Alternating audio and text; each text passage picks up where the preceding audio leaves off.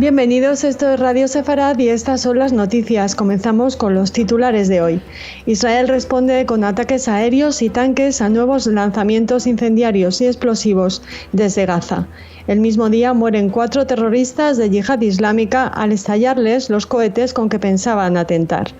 Carteles antisemitas y negacionistas de la pandemia en una ciudad del sur de Argentina. Doble atentado mortal yihadista en Filipinas. Estos son, como les decimos, nuestros titulares, los de unas noticias que comenta Jorge Rosenblum. Hola, Jorge. Hola, Raquel, ¿qué tal? Después, como saben, iremos a la agenda cultural. Comenzamos tras la continuación el lunes del lanzamiento de decenas de globos incendiarios y portadores de artefactos explosivos desde Gaza hacia territorio israelí, que provocaron al menos 36 incendios forestales. Aviones y tanques de combate de israelíes atacaron posiciones militares e infraestructura subterránea del grupo terrorista islámico Hamas en la franja. No se informó de heridos por los ataques. En declaraciones a la prensa, Hamas afirmó que la escalada de violencia continuará hasta que se cumplan sus exigencias de levantar el bloqueo. Bueno, evidentemente las exigencias de levantar el bloqueo no se van a levantar, es parte de la seguridad básica para Israel, evidentemente, con un grupo que dirige una zona cuya pretensión es acabar con el Estado de Israel. Pues levantar el bloqueo para que allí entren armas y entren materiales para la construcción de túneles de ataque no resulta lógico desde ninguna perspectiva. Así que bueno, lo que hay que aclarar es que el bloqueo no es un bloqueo a todo.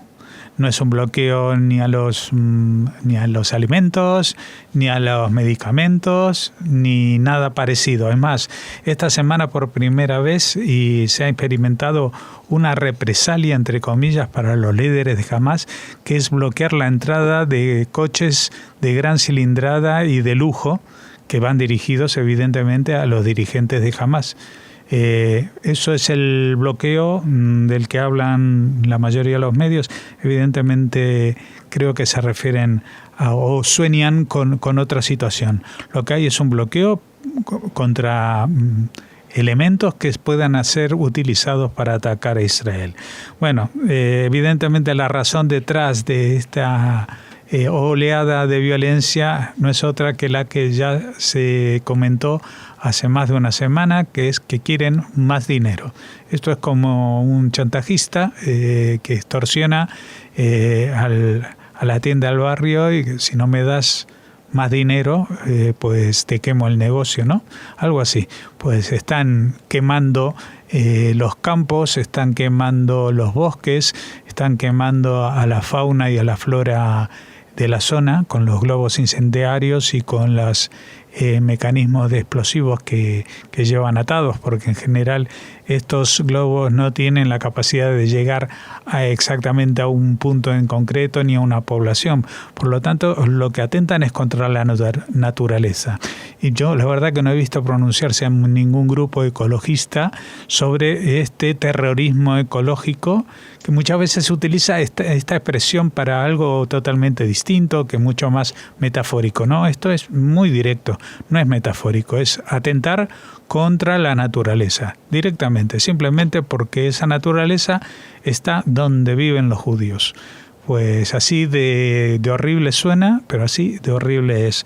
Así que ellos siguen bombardeando, tirando lo que puedan. Israel está obligado por su propia doctrina de seguridad a responder de alguna manera, porque si no darían la callada por buena y tendrían que agachar el lomo y decirle a las poblaciones que circundan a la Franja de Gaza, aguanten, que nosotros no vamos a hacer nada, el resto del país ni el resto del pueblo judío vamos a hacer nada para apoyarles, con lo cual sería como abandonar todo, ¿no? Abandonar el país, la razón y la lógica. Así que esto va a continuar hasta que de alguna manera pues los bolsillos de los dirigentes se apacigüen con dinero catarí, que es lo que pretenden, lo único que pretenden, lo único que hay detrás de todo esto. No hay ni levantar el bloqueo porque saben que no lo van a tener, no han pedido, pero tampoco es para liberar los prisioneros que tiene Israel detenidos. No, esto es para tener más dinero.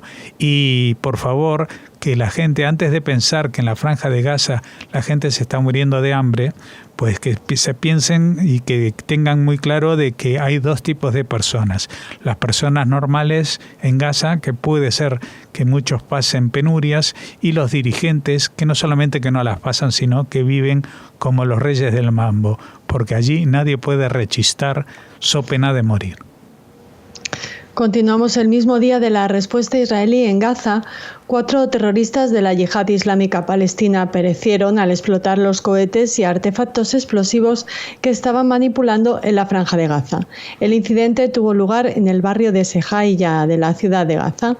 En un principio, los medios palestinos atribuyeron la explosión a la Fuerza Aérea Israelí. Sin embargo, fuentes de defensa israelíes negaron cualquier relación con el suceso, indicando que podría tratarse de una explosión accidental relacionada con los grupos terroristas palestinos que controlan ese enclave costero. Fuentes palestinas precisaron que los yihadistas perecieron cuando estaban preparando cohetes para lanzar contra las comunidades israelíes vecinas a Gaza. El viernes, la batería antimisiles Cúpula de Hierro interceptó un cohete disparado desde Gaza contra territorio israelí. La alarma antiaérea fue escuchada instantes previos en la ciudad de Sderot y el Kibbutz Yivin, enviando a sus habitantes a los refugios.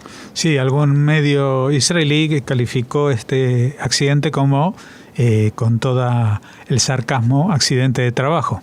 Es decir, gente que trabaja para matar de forma indiscriminada a civiles, pues tuvieron un accidente y les explotó el cohete.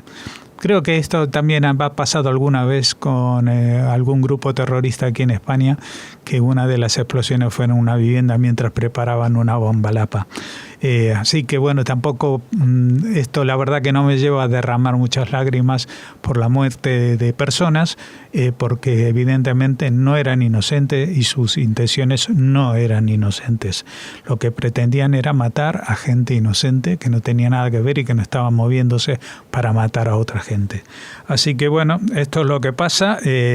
También quiero aclarar una cosa: si esto no hubiera sido obra, o sea, los muertos no perteneciesen a un grupo que no es Hamás, es decir, ellos pertenecían a la Yihad Islámica Palestina, si hubieran pertenecido a Hamás, os aseguro de que no hubieran sacado este desmentido de que murieron por un accidente y se hubieran reafirmado que han sido víctimas de la Fuerza Aérea Israelí, por dos razones. Primero, para reivindicar el carácter heroico, y segundo, para que sus familias pudieran percibir los beneficios y los incentivos monetarios que reciben las familias de aquellos que mueren en el intento de matar judíos, que eso es la política oficial de Hamás.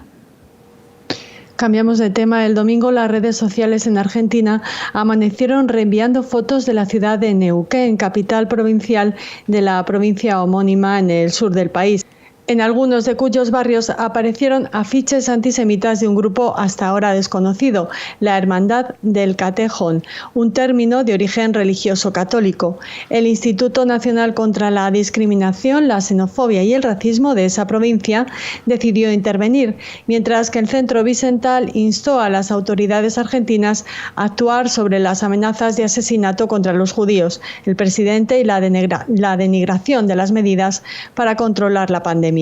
Según las teorías conspiratorias difundidas a través de los carteles, el COVID-19 no existe y todas las precauciones las generan los judíos para instalar una dictadura judía mundial, eliminar la libertad de expresión y vender una vacuna contra una enfermedad inexistente. Sí, ustedes dirán, oye, pues mira, en la Argentina los negacionistas del COVID, de los cuales en España hemos tenido constancia hace menos de una semana, creo que fue, cuando hubo una manifestación con 3.000 personas que se quitaron las mascarillas y más o menos proferían el mismo tipo de consignas totalmente locas, no tengo otro, conspiranoicas, pues aquí en España todavía no ha llegado, pero os aseguro que en la próxima manifestación ya saldrá este tema. Ya dirán de que detrás de todo esto están los judíos, porque va unido una cosa con la otra. Cualquier conspiración para instaurar un nuevo orden mundial, que alguien, como decía Israel Winnick en la crónica de ayer, que alguien nos cuente en qué consiste ese nuevo orden mundial, porque solamente dicen que se quiere instaurar un nuevo orden mundial, pero no dicen en qué, ¿no? Bueno, aquí una dictadura judía mundial. Vale. Pues eso es lo que es el COVID, según estas personas, y de lo que van estos carteles, que algunos de ellos hemos puesto en las imágenes.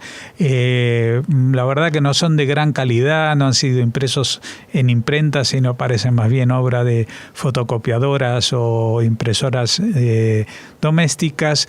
Pero también da la casualidad o no que en esta misma provincia de Neuquén fue donde, mejor dicho, en las últimas elecciones presidenciales de Argentina se obtuvo una cantidad importante de votos, aunque no lo suficiente para, evidentemente, aupar a un candidato a la presidencia del país, de un partido neonazi que hay en la Argentina. Es decir, que parece que en la zona de Neuquén es donde puede ser que anide un grupo importante de neonazis de Argentina. Quiero recordar que Neuquén es la capital es la capital de una provincia, y en ella pues hay ciudades cercanas como Bariloche, que son de trascendencia turística internacional y donde se asentaron muchos nazis exiliados después de la Segunda Guerra Mundial. No sé si tiene algo que ver o no, porque también en la misma provincia hay otro complejo, digamos, urbano muy importante, se llama El Bolsón, y donde se han instalado mucha gente de corrientes hippies y alternativas que me imagino que no van unidos de la mano a este tipo de manifestaciones, sino todo lo contrario.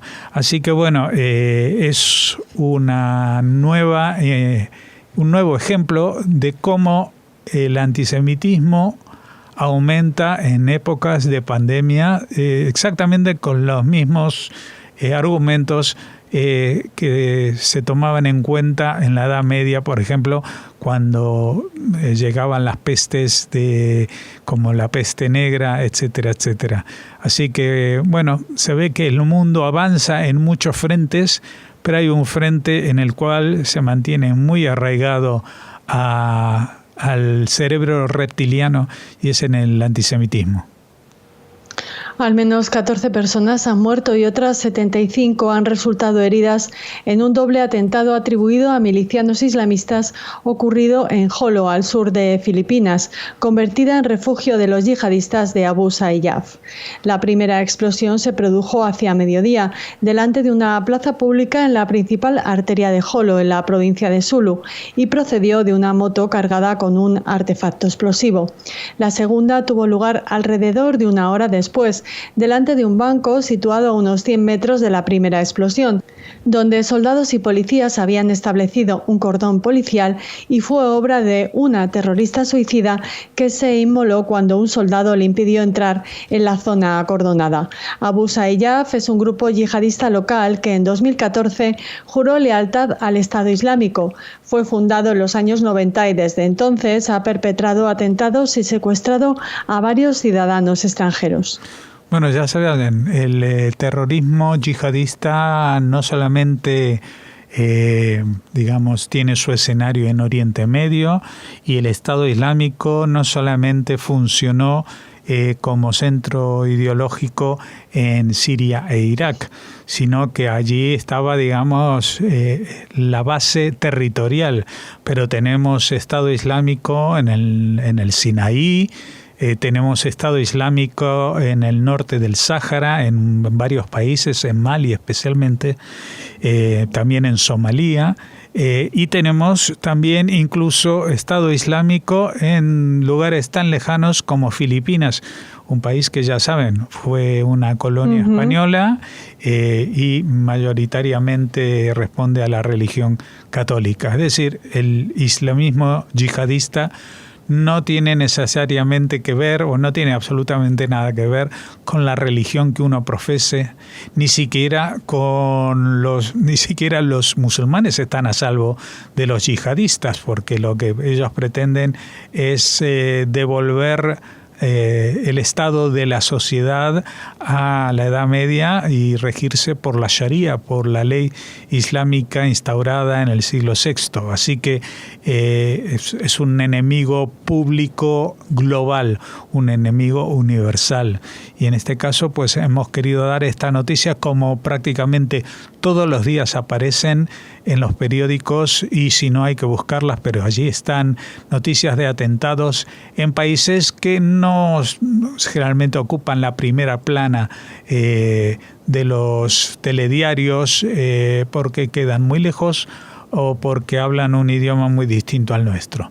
Así que bueno, espero que en este caso sepan entender que no estamos hablando solamente de Filipinas, sino de que el yihadismo no se acabó.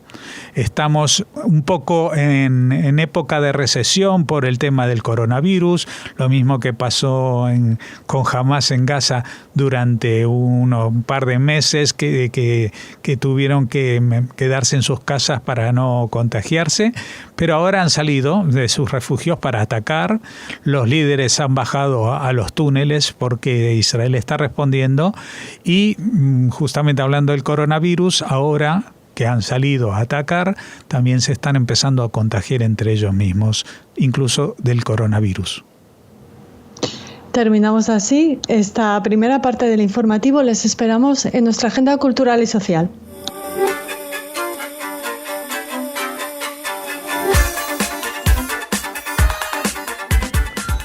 Bueno, llegamos a la parte cultural y social que siempre me lo destaca Raquel. ¿De qué nos vas a hablar? Sí, porque lamentablemente la primera noticia no está exactamente referida a cultura, sino a antisemitismo en Austria. Los ataques a varias sinagogas en los últimos días han causado estupor en este país, y la agresión contra el presidente de la comunidad judía, Eli Rosin, el pasado sábado en la calle por parte de un desconocido armado con un palo, había causado incluso tensiones diplomáticas con Israel, cuyo gobierno sugería que las autoridades austriacas no estaban haciendo suficiente para luchar contra el antisemitismo. Bueno, la noticia reciente es que la policía detuvo ayer finalmente al sospechoso de haber agredido a Rosen y también de haber tirado piedras y hecho pintadas en una sinagoga, y no es una sinagoga cualquiera, es una sinagoga reconstruida casi 70 años después de la Noche de los Cristales Rotos. Fuentes del Ministerio del Interior de Viena informaron que el sospechoso ha confesado que actúa en solitario, ya que no se ha podido demostrar su pertenencia a ninguna organización criminal, y el ministro del Interior, Karl Nehammer, anunció personalmente el arresto en Twitter. Tanto la agresión como los actos de vandalismo han tenido lugar en la ciudad de Graz. El pasado miércoles, la sinagoga apareció llena de pintadas pro-palestinas, con destrozos en ventanas y carpintería que se fueron sucediendo en días consecutivos. Un cementerio judío apareció también profanado, y comenzaron a proliferar en el centro de la ciudad pintadas con consignas antisemitas. Pero claro, lo que más ha preocupado a la comunidad judía es esa agresión a Eli Rosen, que fue, como les comentábamos, apaleado en la calle. Ahí comenzaron las condenas oficiales, y también hubo manifestaciones espontáneas de ciudadanos que apoyaron a las víctimas, a los judíos de la ciudad, depositando flores en los lugares afectados. Además, el domingo, los estudiantes universitarios judíos austríacos convocaron a un evento de solidaridad en la plaza principal de esta localidad de Graz, en el que, según la policía, participaron casi 200 personas, incluidos numerosos políticos regionales y locales. No me parece un número demasiado elevado, pero al menos, bueno, pues sí es verdad que se cuenta con el apoyo de las autoridades. También el presidente austriaco Alexander Van der Bellen y el primer ministro Sebastian Kurz han condenado estas acciones y han dicho el odio a los judíos y el antisemitismo no tienen cabida en nuestra sociedad. Eso es lo que ha comentado Van der Bellen, mientras que Kurz se declaró conmocionado por la agresión. Bueno, evidentemente 200 personas no hacen mucho bulto, no son muchas.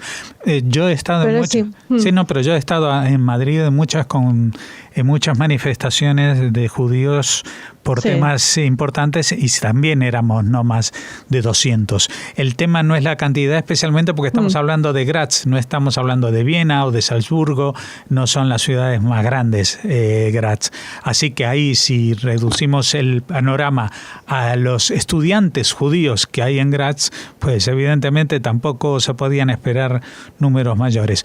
Lo que sí me llamó la atención es que Israel hiciera una llamada de atención diciendo que en Austria pues parece que no se esmeraban en perseguir al antisemitismo, porque estos ataques fueron consecutivos día sí y al día siguiente, etcétera, etcétera. Sí. En cambio, cuando Israel protestó, pues mira tú, en 48 horas detuvieron exactamente a la persona que estaban buscando. Lo que quiero decir con esto es que, bueno, ahora a nivel diplomático existe Israel como para presionar a un país y decirle, oye, os ponéis las pilas sí o sí porque esto es muy grave.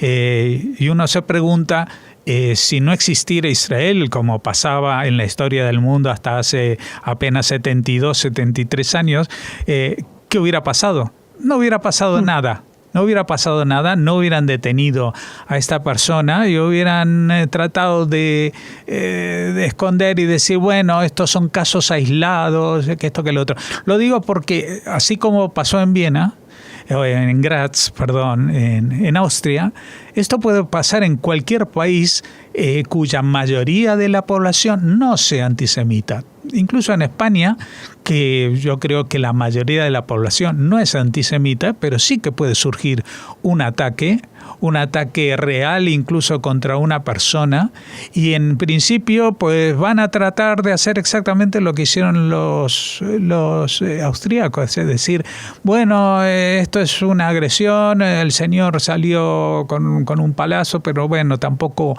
no tiene grandes heridas, no ha sufrido demasiado, ya lo juzgaremos cuando determinemos a quién detenemos, etcétera, etcétera.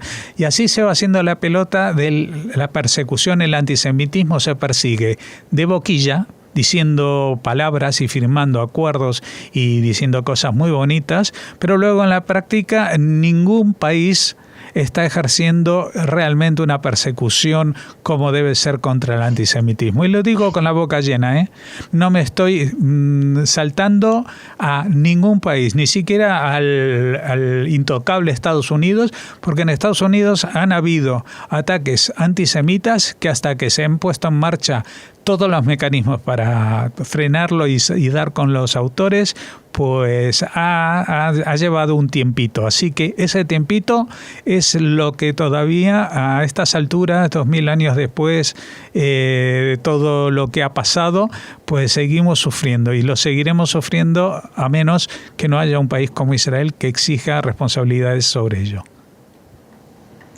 Bueno, pues ahora, después de tu efervescente comentario... Me olvidé que estábamos en cultura. con tintes sionistas, absolutamente.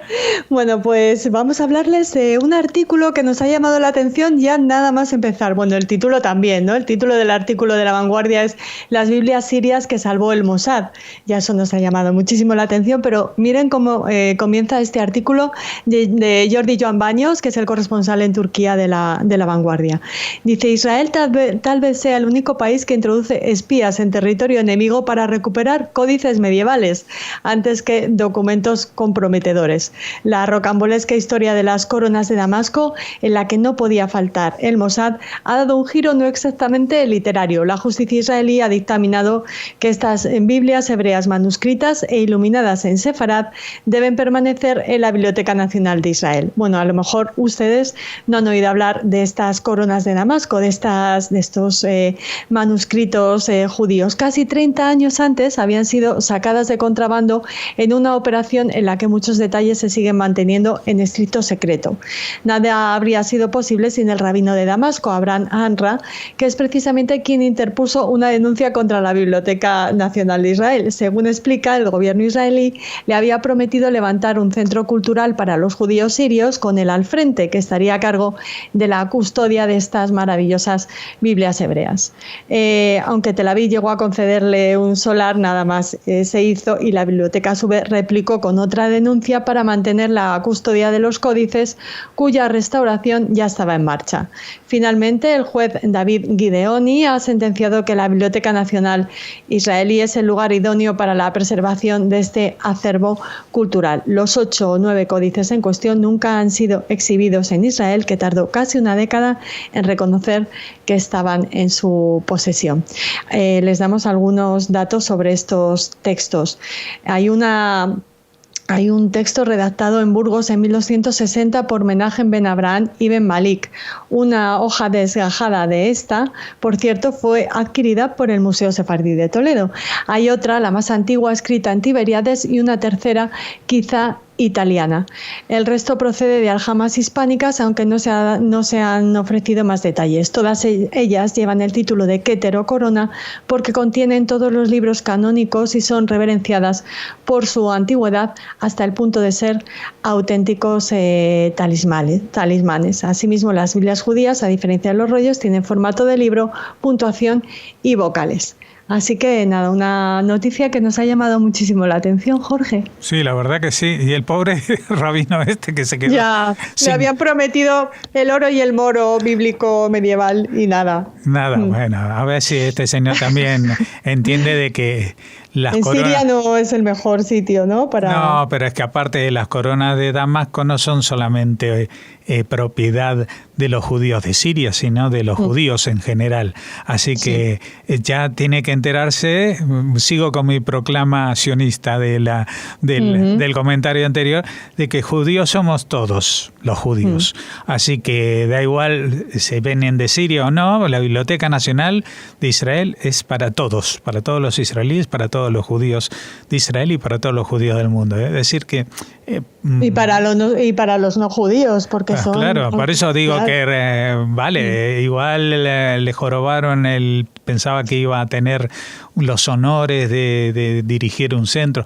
Yo lo que sí estaría de acuerdo, no sé si existe o no, que exista un museo o un centro dedicado específicamente a los judíos de Siria, porque son de una antigüedad tremenda, prácticamente contemporánea de las destrucciones del templo. Ya había en esa zona, habitaban los judíos, y no solamente en Damasco, que era la ciudad siempre más importante, sino también en Alepo, que los judíos se llaman Haleb, al nombre que según lo pronuncian también los árabes. Y bueno, ya se sabe que, por ejemplo, en la Argentina, solamente por contarte una anécdota, las sinagogas de los judíos de Siria, los judíos de Siria no iban todos a la misma sinagoga. Había había sinagoga para los judíos de Damasco y sinagoga para los judíos de Alepo. Eso era lo que había hasta que, bueno, ya hoy en día, 100 años después de que se movieran de un país a otro, porque esto sucedió justamente a principios del siglo XX, cuando hubo esta emigración de judíos del antiguo Imperio Otomano por las guerras turco-griegas y etcétera, a Argentina, pues ya evidentemente no existe esa categorización, pero sí que existía, y era muy importante esa separación para los judíos cuando vivían en Siria. Y por eso digo de que, bueno, así como ya hoy en día no se puede diferenciar entre los judíos de Damasco y los judíos de Alepo, porque son los dos judíos sirios, pues también tendrían que integrarse un poquito más dentro de lo que eran los judíos de Oriente, los Mizrahim, incluyendo, por ejemplo, a los que hoy en día, lo que hoy en día sería Irak y otras zonas, y en general entrar todos bajo el mismo paraguas, porque en definitiva ese paraguas se llama judaísmo y creo que vale la pena cobijarse debajo de él. Bueno, y ahora terminamos comentándoles brevemente, porque la extensión de este informativo de hoy es ya... nos pasamos de minutos, Jorge. Legendaria. Pues, legendaria, sí. Bueno, a lo mejor algún oyente aplica otro adjetivo, pero bueno, esta última noticia nos parecía importante porque nace la Asociación Amigos de los Calç de Cataluña, la Asociación Amics del Calç de Cataluña, perdón mi pronunciación del catalán, y ha comenzado esta asociación a dar sus primeros pasos con el objetivo de profundizar en el vínculo histórico judío con la historia de Cataluña. En declaraciones a Europa Press, la presidenta de la entidad, Carme Vinges, ha explicado que se ha fundado este mes de agosto porque del 5 al 10 de agosto de 1391 tuvo lugar el pogromo contra los judíos y el asalto al Cal de Barcelona. Así que han elegido una fecha simbólica. La asociación quiere resaltar el vínculo judío de los catalanes a través de la historia y del pasado de los barrios judíos y de otros ámbitos, como el tejido social e industrial. Y la presidenta Vinges ha dicho: no se puede entender la historia catalana sin el judaísmo, que forma parte de Cataluña desde la época romana y que se mantiene latente después de la expulsión de 1492. Ha dicho que se van a organizar mesas de debate, se van a promover traducciones de textos litúrgicos al catalán y bueno, se harán recreaciones de festividades, sin olvidar la parte más recreativa como la comida, la cocina de platos típicos, entre otras actividades. Y bueno, desde aquí desearle mucha suerte a esta asociación, que espero que no quiera, hacerse con el patrimonio de los judíos que vivían en Cataluña, en el Reino de Aragón, desgajándolo del resto del patrimonio hispano-judío del resto de la península. No, eso. Vamos a esperar a ver qué tal actúan, porque los nombres siempre son y las intenciones siempre son muy buenas, pero por los hechos los juzgaréis. Así que vamos a ver qué tal son las propuestas que nos traen para poner en valor la herencia judía en su zona. La verdad que sería muy interesante. Antes que muchas otras historias o declaraciones, es tener un censo bastante fiable de dónde estaban todos esos barrios judíos, porque evidentemente en Barcelona, Girona, hay muchas ciudades donde se ve esa presencia y hay restos y vestigios para visitar, pero seguramente también en poblaciones pequeñas hay cosas que podríamos conocer entre todos y beneficiarnos todos de ese conocimiento. Sí, mira, por ejemplo, en el artículo citan a una población de Lleida, Guimerá, que ha realizado un trabajo de investigación histórica y que están intentando que su barrio judío se reconozca como histórico. O sea que sí, que sería interesante hacer ese censo y conocer exactamente la huella judía en el Reino de Aragón y ahora en territorio de Cataluña. Pues muy bien, me parece muy bien esa iniciativa. Como digo, dependiendo también de qué es lo que hagan, ¿no? Porque siempre hay gente que tiene muy buenas intenciones, pero algo, cuando llega a ponerlas en marcha, pues a veces se frustran por distintas razones. Nos despedimos, que tú tendrás que seguir trabajando. Alguien tendrá que hacerlo. Bueno, pues gracias por escucharnos y hasta mañana. Hasta mañana.